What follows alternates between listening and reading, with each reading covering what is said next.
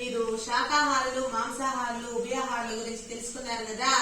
ఇక్కడ కొన్ని జంతువులు ఉన్నాయి, వాటిని వేరు చేయాలి. సరేనా? ఒక్కొక్కరు వచ్చి వేరు చేయండి.